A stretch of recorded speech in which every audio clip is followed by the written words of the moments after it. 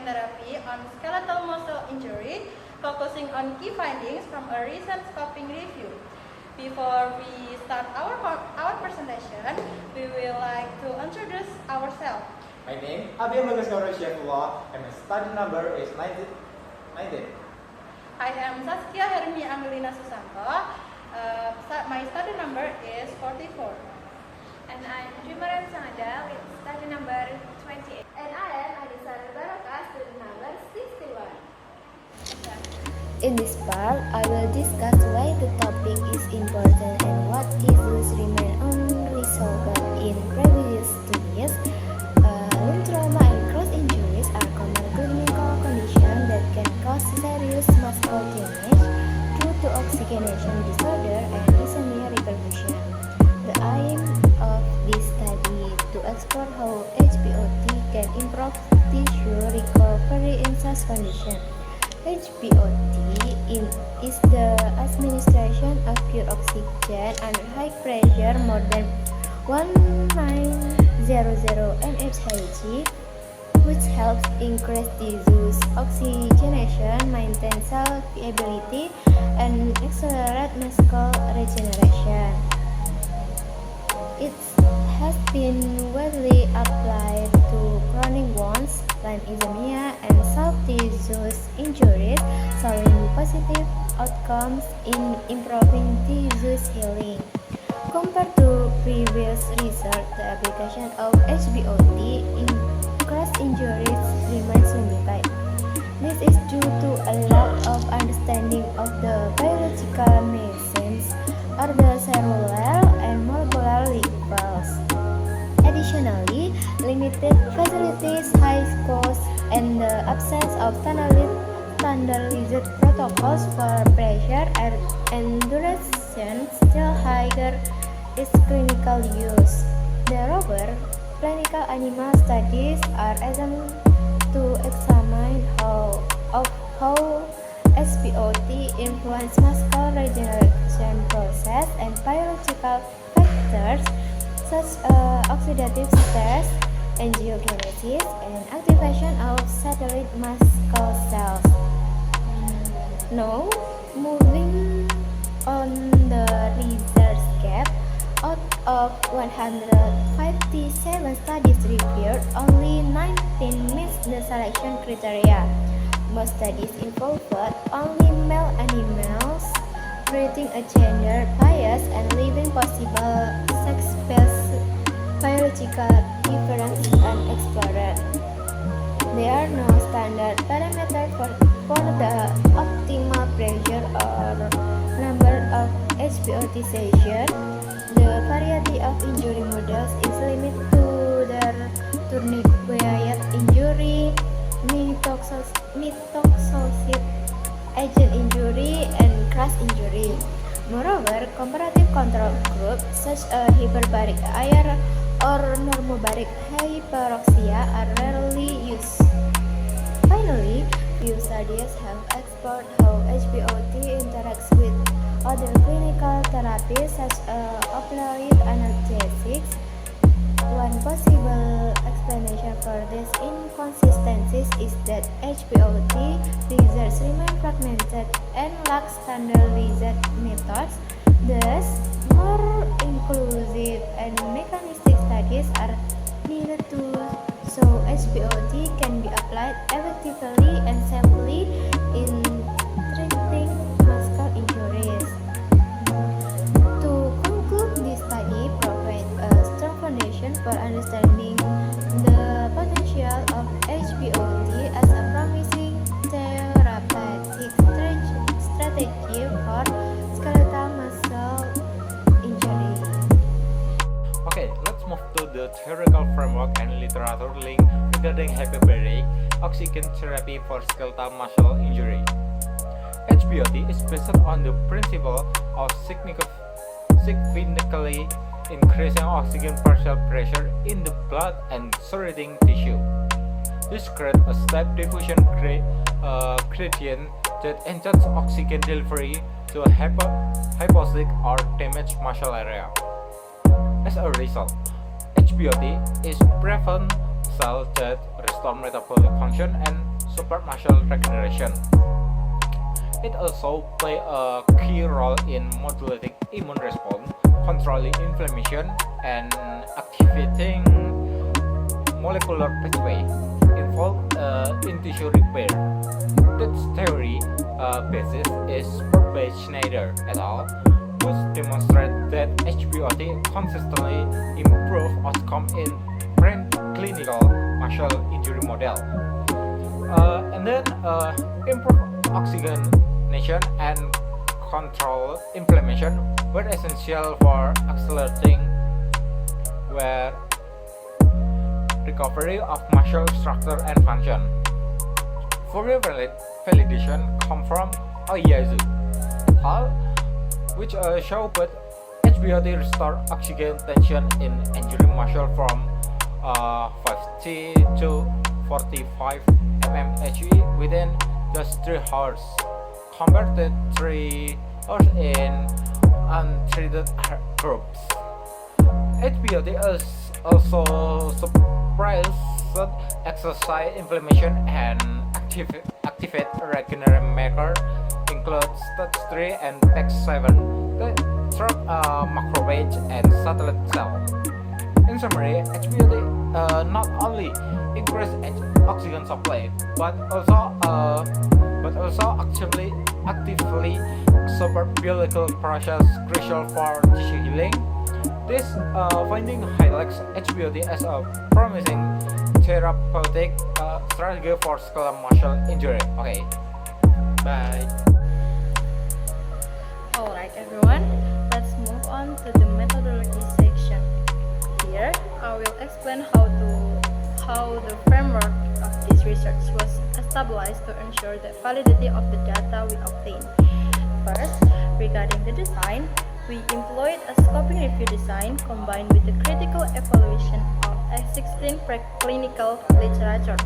Our main focus to examine scientific literature from preclinical literature, especially animal models, to evaluate the effects and effectiveness of hyperbaric oxygen therapy or HBOT in managing acute skeletal muscle injuries. Next, look at the sample. From an initial search yielding 157 reports, we applied strict selection criteria and ultimately finalized 19 research reports for inclusion. The subjects observed were limited to rodents, especially rats and mice. A crucial inclusion criterion here was the injury model used. We restricted this to 3 main models. 1. Tourniquet induced ischemia. 2. Mitotic agent injection such as bupivacaine. And 3. Crash injury. Moving on to instruments used to acquire this data. We access to primary database, PubMed and Web of Science, covering a search range from their inception up to November 7, 2024. To ensure accuracy, we implement 10 specific keywords search strategies. All data was then recorded using a custom extraction spreadsheet. This sheet detailed animal characteristics, the HBOT protocols used, such as pressure and duration, and key biological outcomes like oxidative stress levels and muscle regeneration. Finally, regarding the procedure, this process was conducted with higher rigor involving 3 reviewers. The screening phase was performed independently by all 3 reviewers to reach a consensus on which studies were eligible. Following that, one reviewer performed that initial data extraction, which was then cross-verified for accuracy by a second reviewer. The final summary tables were further validated by 2 other reviewers. If any data discrepancies were found, we resolved them through collaborative discussion until agreement was reached. Through this systematic and multi-layered procedure, we ensure that the data synthesis we present is valid and accountable. That concludes the methodology of this research. Okay, in our study, we found several key outcomes showing how hyperbaric oxygen therapy or HBOT supports muscle recovery. For the first, HBOT significantly increases ATP and phosphocreatine levels. These two molecules are essential for muscle energy, so their improvement means that injured muscle cells were able to restore their metabolic balance faster. For the second, HBOT reduces tissue damage. We observe a decrease in edema, less necrosis, and fewer inflammatory cells such as neutrophils. This indicates that HBOT helps control the body's inflammatory response, preventing further damage to the muscles. For the third, HBOT increase the expression of VEGF, a growth factor that stimulates new blood vessel formation. As a result, angiogenesis improves, providing better oxygen and nutrient supply to the healing tissue. Fourth, HBOT enhances the overall quality of muscle regeneration. We saw stronger muscle fiber repair, higher tensile strength, and more active satellite cells, which are essential for rebuilding damaged muscle. Interestingly, the best outcomes occur when HBOT was started within 1 day after injury, so timing is critical. However, receiving more HBOT session did not always lead to better results. This means that effectiveness depends more on when the therapy begins rather than how many sessions are given. Okay, for the visual, as shown in figure 1, this Prisma flow diagram illustrates the entire process of selecting studies for the review. We began with 157 records identified from PubMed and Web of Science. After removing 82 duplicates, 75 unique studies remained. All 75 records were screened and none were excluded at this stage, so all were moved to full text assessment. During the eligibility assessment, 56 studies were excluded for several reasons. Most of them did not focus on skeletal muscle, some were not primary research, some used different species, and a few did not involve hyperoxia or had other methodological issues. And finally, 19 studies meet all inclusion criteria and were incorporated into the review. Overall, this diagram demonstrates that the author followed a transparent and systematic selection process to ensure that only relevant and high-quality studies were analyzed. Moving on the discussion, let's interpret the biological impact for our result. The finding indicates that HBOT acts as powerful metabolic tonic factor. Especially, we observe increased levels of ATP and phosphocreatine, which are critical for cellular energy during repair. This metabolic restoration translates directly into structural improvement. We saw significantly reduced edema, necrosis, and inflammatory cell infiltration, which ultimately resulted in enzyme, muscle fiber recognition, and fetal capsule stage. However, treatment confluence in our findings in the windows of opportunity. The findings indicate that early intervention, especially within 1 day post-injury, produce the best outcome. Interestingly, we found that one-year treatment duration did not always correlate with fatal results, suggesting a ceiling effect where timing matters more than the sheer volume of therapy. Now, let's try the result in the content of the winner blood. Well, compared to previous research, such as result by Oyaiku and Coleridge, our data study the unstandard of partial oxygenation, while previous studies compared the HPOT restores oxygenation. Our review at that the environment literature higher PEDF expression. This leads to improved angiolysis, leading the cells move blood to the silent. Furthermore, through communication with our observation of previous validation, the theory that HPOT ethically reaches regular the inflammatory state. It confirms that the therapy can serve actively totally oxygen. It actively prevents cell death and switch the tissue environment from damage control to active regeneration.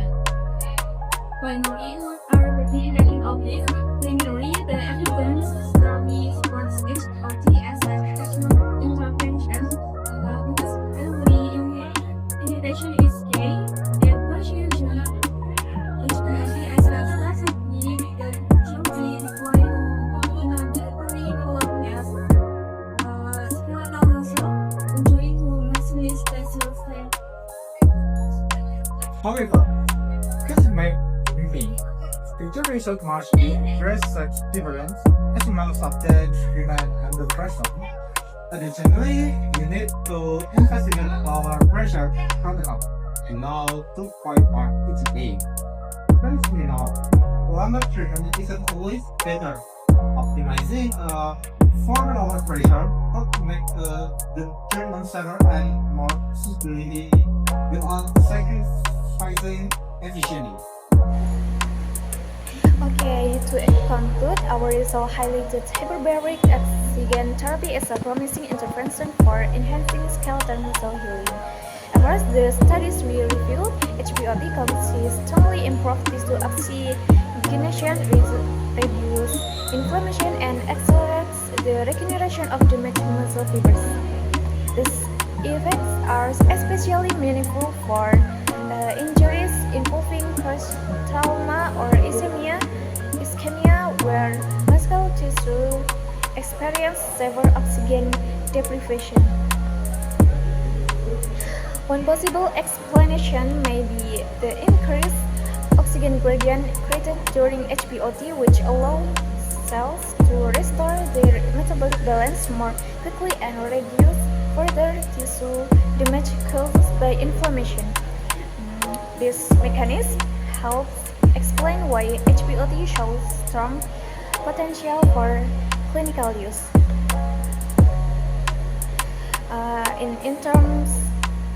In terms of implication, this finding encouraged the continued development and optimization of HPOT parameters such as pressure, duration, and timing to ensure the therapy can be applied safely and effectively in real-world clinical setting. Overall, HPOT offers significant promise, but refining treatment protocols will be essential for maximizing its impact on patient care. Thank you. And then the limitation of the literature is the most exciting studies have been conducted in animal model with the small sample size and different HPOT procedure. This difference make it difficult to apply finding directly to humans.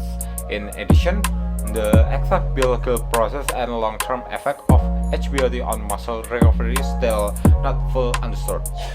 Therefore, future research should include clinical trial in human patients and use standard HBOT protocol to ensure consistent result. Long-term evaluation of muscle structure and function are also needed. Further, studies should explore how both HBOT works at the cellular level, investigate the benefit of combining HBOT with another treatment. Okay, thank you guys.